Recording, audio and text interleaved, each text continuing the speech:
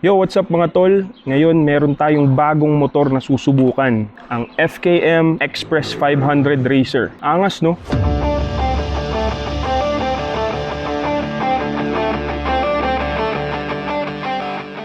Ito na ba ang bagong big bike para sa'yo? Kung makikita nyo, sobrang premium ng looks, but this one would not break your bank account. Ito mga tol, so meet the FKM Express 500 Racer. This bike is a parallel twin engine, 8-bulb, liquid-cooled, dual overhead cam with 500cc displacement. Max horsepower nito is 35 kilowatt at 8,500 RPM. Max torque, it can produce 43 Newton meters at 6,750 RPM. And this one is equipped with electronic fuel injection. Kaya matipid sa gasto para sa isang big bike. Pwedeng pang daily mga tol. And this is also a manual transmission, 6-speed manual. Sa harap, it has an inverted shock. And sa rear suspension naman, ay meron itong monoshock. Ang motor na to ay merong 120 by 70, 17 inches wheels sa front at merong 160, 60, 17 inches na wheel sa likod. At ang gulong nito mga tol is Pirelli Angel City. Subok na subok ko na itong brand ng gulong na yan. Sobrang tumatagal talaga at makapit kahit basa. Ito lang yung catalytic niya mga tol,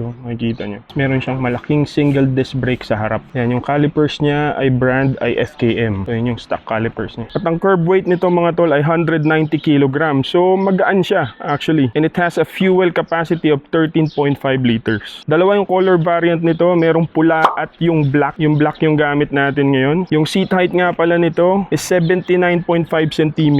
So mababa siya. Abot na abot sa mga taong hindi pinagpala sa height. At I find this very comfortable. Sobrang generous nung foam sa seat and lalo sa pillion seat. Nasubukan ko nang iangkas si Coach Angel dito and komportable siya dito sa pillion. Kung titignan nyo, cafe racer siya, diba? Pero comfortable ang pillion nyo dito. So hindi magagalit si OBR. Kahit yung rider mismo Actually, it's so comfortable. Paano masabi? Yun nga lang, medyo yuko or sub-sub dito. Dahil nga cafe racer siya. Kung makikita nyo, yung handlebars niya ay parang sa sport bike. So kung masakitin ang likod nyo, malamang this bike is not for you kasi baka mangalay kayo. Pero for me, I think this is good for long ride as well. At napakatipid niya sa gas mga tol. Siyempre, pag big bike, alam nyo na. Gustong gusto natin dyan na mga motorcycle enthusiasts is sound check. So tara, sound check natin. Tingnan nyo mga tol, ito yung susi niya, ang kulo. Wink, parang armas Okay, sound check tayo. So para sa big bike, tahimik to.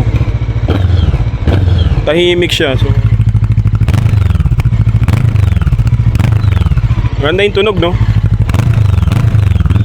Pero kapag umaandar ka nito sa expressway, actually tahimik siya Siguro if I were to choose, tatanggalin ko yung catalytic nito and I'm gonna have a straight elbow on it. Sa tingin ko medyo lalakas siya, no? So since ano to, 2-cylinder engine, so ang ganda ng tunog niya. Kala mo V-twin Isa pa.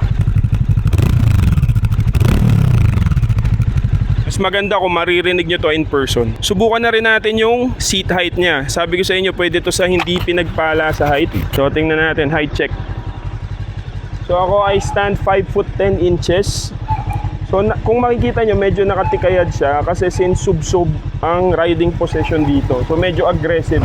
So medyo parang sports touring yung datingan. Pero it has a sport bike vibe. Parang ano siya mixture of classic and modern. Neo classic bike to. Kung mahilig ka sa mga classic look pero brat style, ito yun. Ito na yung bike para sa'yo. Cafe racer, di ba? Wala ka nang i-modify. Ako siguro kung may i-modify ako dito sa bike na to, I'm gonna remove the decals dito. I'm gonna keep it plain black. Iwanan ko lang yung pangalan na Racer dito sa gilid. Magaan siya. Actually, this is 190 kilograms. Sobrang nimble niya pag sa biyahe. Madali din isingit since hindi siya ganun ka-bulky. So yun, mamaya susubukan natin to sa expressway para mapakita ko sa inyo yung performance. Hindi natin pwedeng subukan yung top speed doon. Baka ma-show cause order tayo. Siguro kung magkakaroon tayo ng chance na dalhin ito sa track, subukan natin yung top speed. Pero kung ang hanap mo is for daily use, mapormang bike, I think this is the bike for you.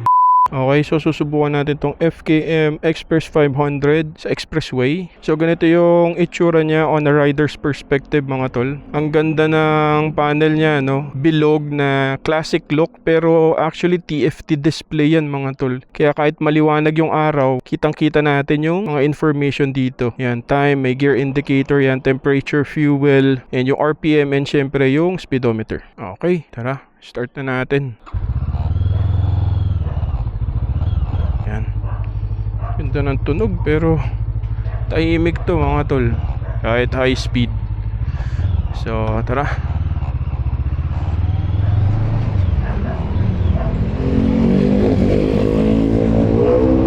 Pero magpagas muna tayo. Half pa naman to. Matipid siya sa gas pero punuin na natin. Pagas muna tayo.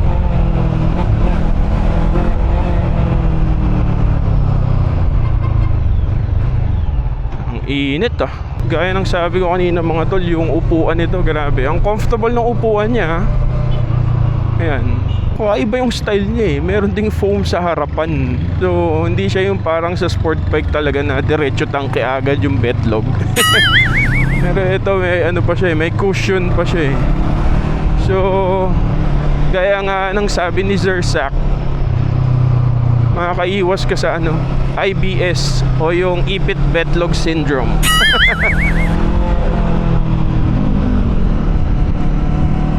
And for me, this is a fun bike. Hindi ko siya akalain na ganito. Ang sarap niyang gamitin. Tapos para sa 500cc, meron din siyang power na binibigay eh. Ang ganda nung throttle response niya. Solid tong bike na to mga tol. And syempre yung tanong ng lahat, di ba, yung price point nito. This bike only costs 268,000 pesos, di ba? Para sa 500cc bike. Para sa beginner bike mo na rin. Yan oh. Kung gusto mo yung medyo may pagka-aggressive look pero comfortable, ibiyahe-biyahe, yan, pwedeng pang daily. I think this is the best bike for you. Nasubukan ko na rin kasi to nung pinick up ko siya from the warehouse. Kaya alam ko na yung feeling. Pero ngayon ipapakita ko sa inyo. Yun, di ko naman kasi na vlog yun on that time. So papagas muna tayo bago tayo pumasok ng expressway. Ngayon ay nasa Bulacan tayo, Plaridel, Bulacan. Babiyahe tayo papuntang Makati. Syempre dito tayo sa favorite nating gas station, ang Petron. Kasi may points dito puno ata. Parang dapat yata sa pero mas mahal kasi ang gas sa may sa expressway kumpara dito Sino ba mauuna? Saan ba yung pila?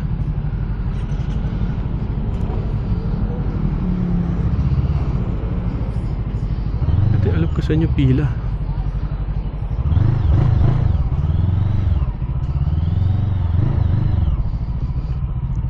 Tayo. May kalahati pa to so di ko alam kung how much aabotin kung ipapa full tank natin.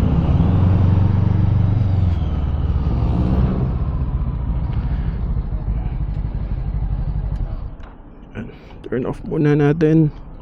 That's the FKM Express 500 Racer. Ang angas no, ang pogi.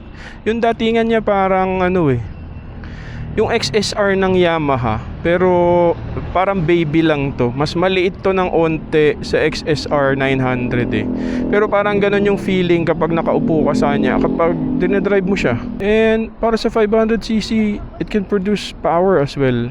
Hindi ka sa kanya mabibitin. Hindi mo naman kailangan ng todo-todo bilis sa kalsada mga tol. Importante hindi ka mabibitin yung kailangan mong biglang umovertake. Solid to. Pero yun lang, napakatahimik niya Kasi syempre stock muffler pa yan Ganda siguro nito kung mapapalitan. Ayan mga tol, it's full tank.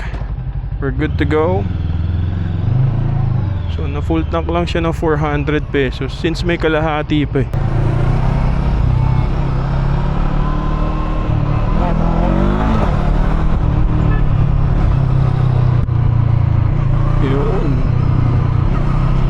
Pasok tayo ng Santa Rita exit mga tol.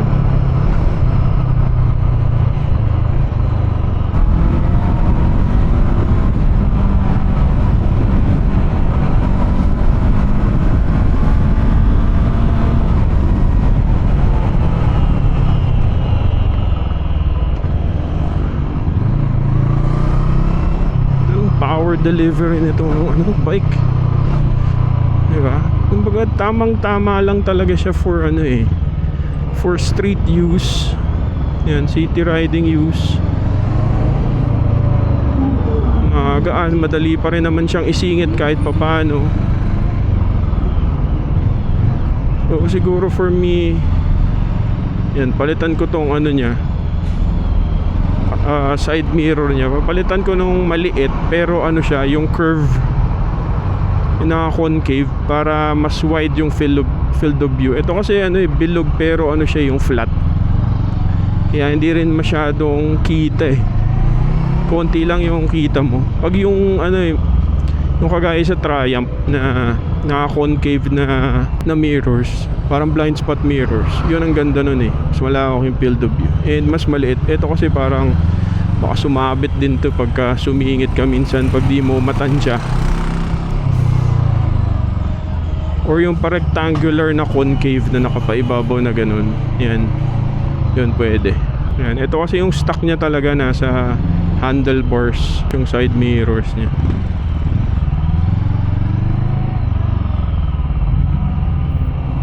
Pero kung hindi ka sanay sa sport bike, baka mangawit ka dito kapag traffic na ganito, hindi ka makasingit.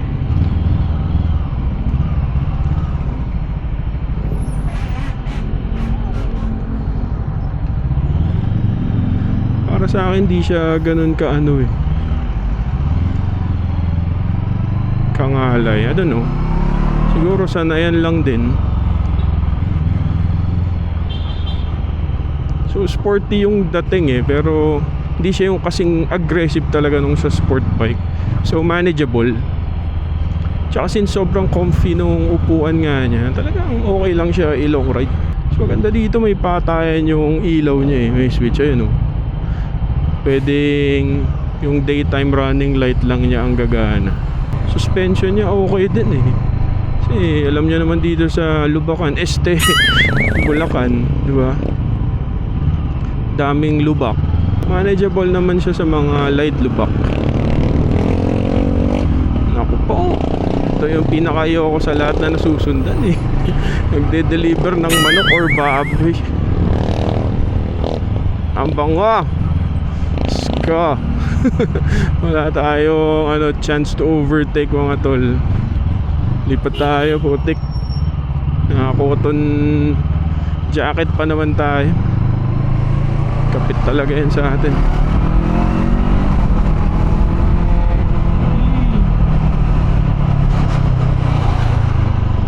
Buti malapit na tayo sa sa expressway.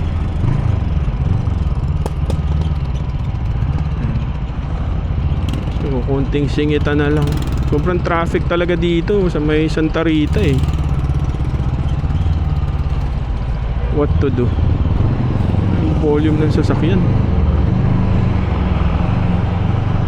Sana walang gaanong traffic sa EDSA mamaya.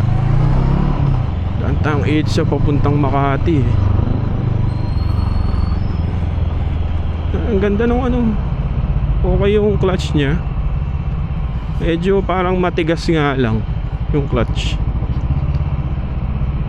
Para sa beginner siguro yun, baka mahirapan. Pero siya, adjustable. Pwede nyo namang i-adjust yung clutch lever niya tsaka yung brake lever niya, front brake lever. Yan, brakes okay. So single disc brake to sa harap pero ang laki ng disc niya sa harap. Tapos yung caliper niya is FKM, sarili nilang brand.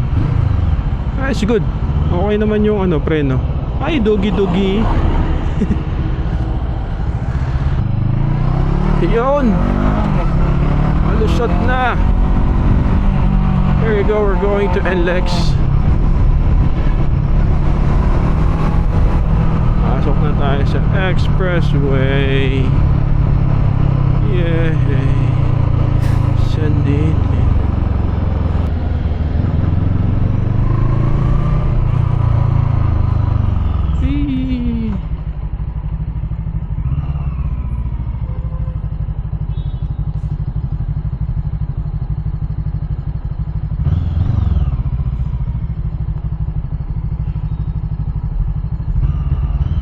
Ano ba dito?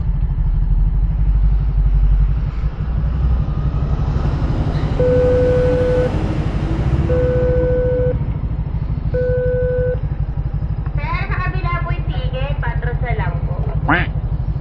There.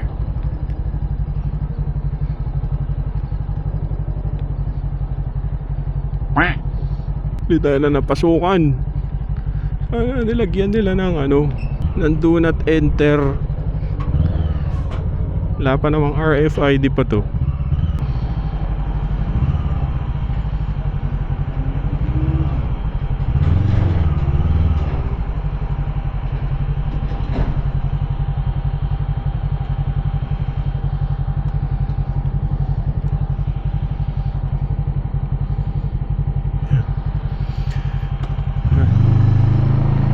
So may ticket ulit.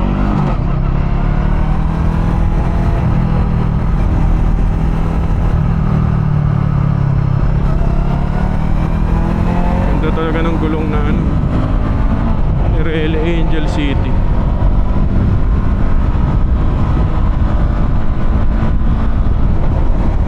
Sobrang solid.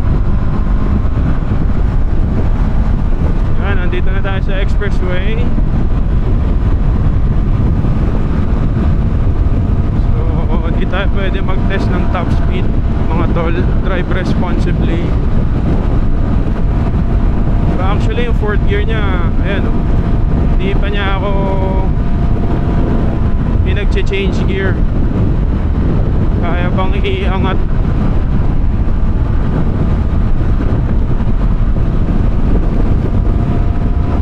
So, hanggang fourth gear lang tayo.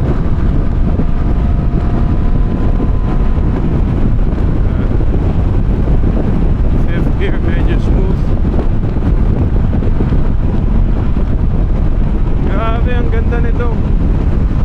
Solid.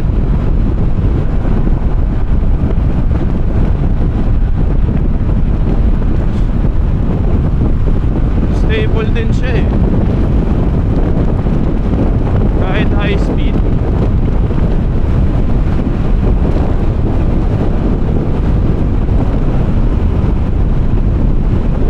Hanggang 120 lang tayo mga tol. Sarap. Sarap ng motor na to. Wow. Sarap niya i-drive, grabe. It's comfy. Pagdala nyo tong motor na to mga tol, feeling nyo yung XSR 900 yung dala nyo. Ganun lang yung feel. Pero syempre mas powerful yun dahil of course it's 900cc. Ito 500cc lang naman, pero it could give you enough. Hindi naman kayo makikipagkarera eh. Siyempre kung gusto nyo ng mataas na top speed, sports bike kayo or sa truck nyo gawin. Sa kalsada, let's just be responsible riders. So forma nitong bike na to, power delivery, suave.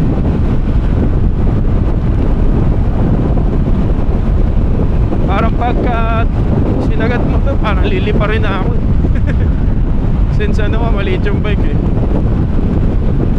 So kailangan para yuyuko ka talaga, para hindi mo masyadong madama yung hangin. Kailangan na kayo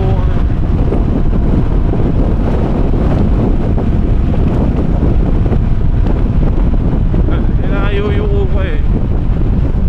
Kasi pagka hindi kayo muko, damang-dama mo talaga yung hangin.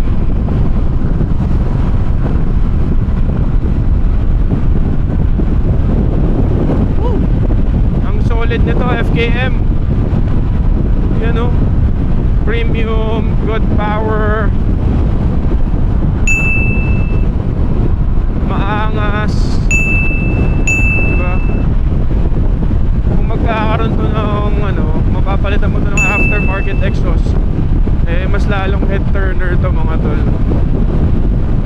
yun nga, para sa 500cc displacement na bike, it only costs 200,068 pesos. Yan. Kaya kung gusto nyo rin ng ganitong bike, just visit any FKM dealer near you. Yan. Kung tiga Cainta kayo mga tol, or malapit kayo doon, visit FKM Cainta branch. Yan o. Or pwede nyo akong sendan ng DM para ma-forward ko para sa inyo if you have inquiries on this bike. Solid.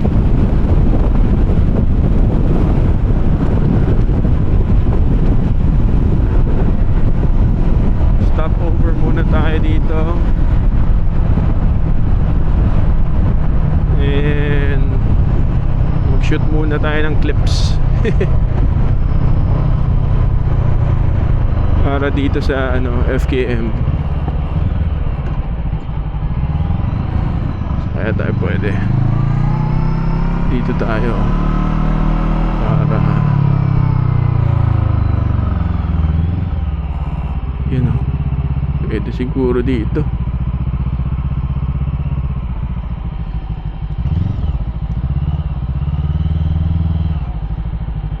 Yan.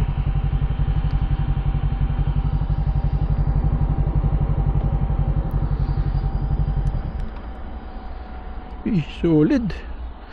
So that's it. Yan ang FKM Express 500 Racer. Napakangas, di ba mga tol?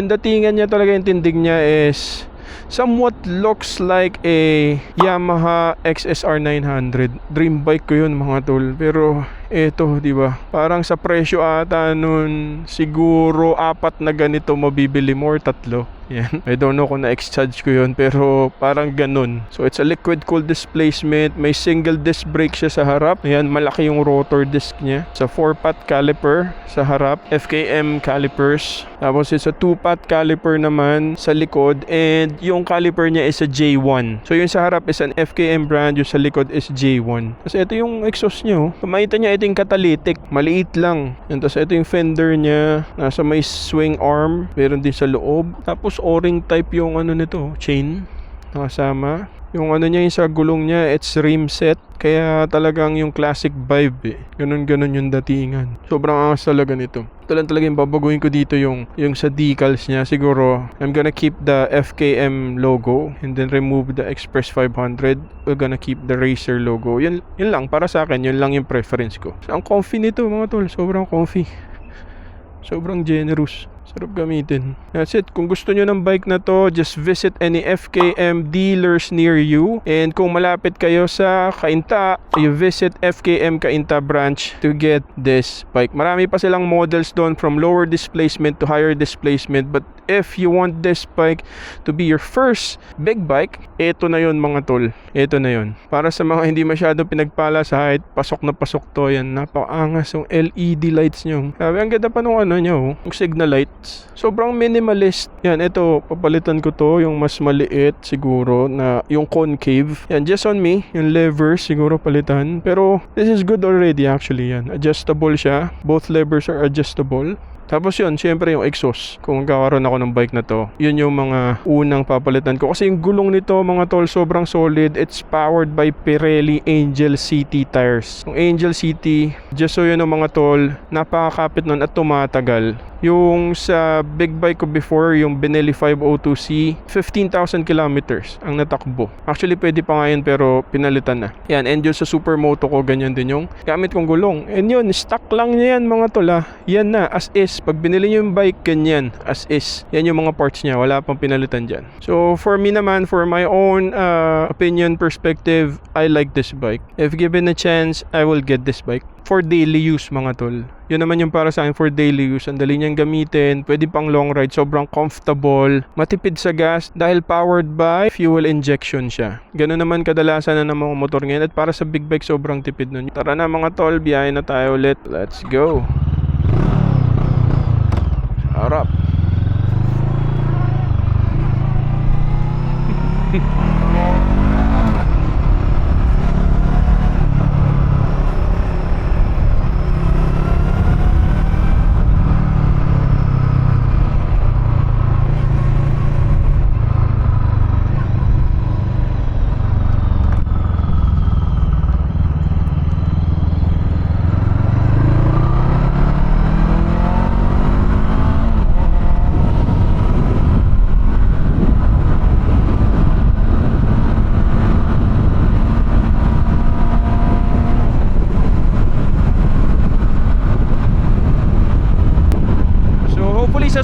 makapag-try pa tayo ng iba nilang bikes.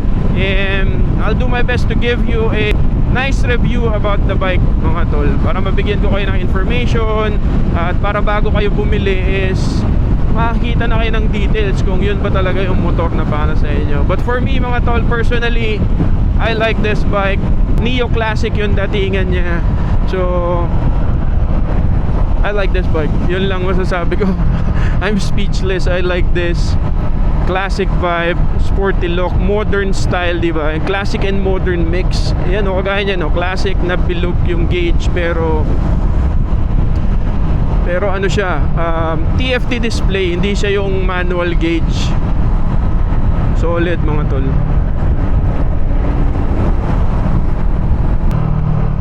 Ako, haba ng pila. Hihihi. Wala kasi tayong RFID.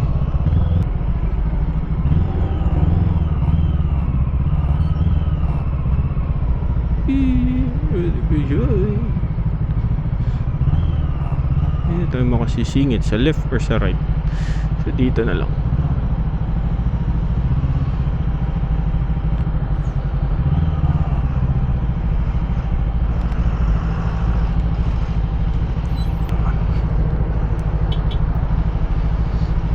Yan, thank you po. Sobrang init, mga tol. Buti na lang pinasingit tayo. Siyempre, isa pang benefit ng bike na to, mga tol, it's expressway legal, di ba? Yan naman ang mga gusto nating mga motorcycle enthusiasts. Yung motor pwedeng ipasok sa expressway. Ito na yun. For me, this is a good bike na yan, pang daily. At kung nagmamadali ako papasok sa work, paluwas, yan, dadaan sa expressway, I can do so. Makakasingit ako kahit papano sa traffic. So syempre, pag sa'yo na yung bike, meron ka ng RFID, di ka na pipila. Yun, so hopefully makapag-try tayo ng iba pang models ng FKM. Once again, shout out sa FKM Motorcycle Philippines, FKM Cainta for this bike, and of course kay Kuya Direct Dong Literal. Syempre, shout out natin ang ating mga sponsors, Redefine Plus para sa ating mapormang hoodie, Axor Helmet Philippines, and Boss Batusay PH. For now, I'm gonna enjoy this bike. Maraming salamat sa pagtutok nyo, mga tol, sa pagsama sa akin on this review. I hope you like the review. Kung may questions kayo, ilagay nyo lang dyan sa comment section and I'll try to answer them for you. At yan, kung may iba pa kayong inquiries at kung meron kayong request na bike na i-review natin sa susunod, drop it down. Malay mo, diba? Matest ride din natin yung motor na yun. At mabigay ko sa inyo yung mga details na gusto nyong malaman about it. So yun, kaya comment nyo lang dyan. At syempre, kung nagustuhan mo to at nakatulong to sa'yo, don't forget to subscribe and hit that follow button sa ating social media, mga tol. That will be a big help for me para mas makapagbigay pa ako sa inyo ng informations like this. And once again, this is your Coach Red. Let's live and fight for every next day. And let's all ride to endless destination, mga tol. Ride safe, everyone. Peace. Let's go.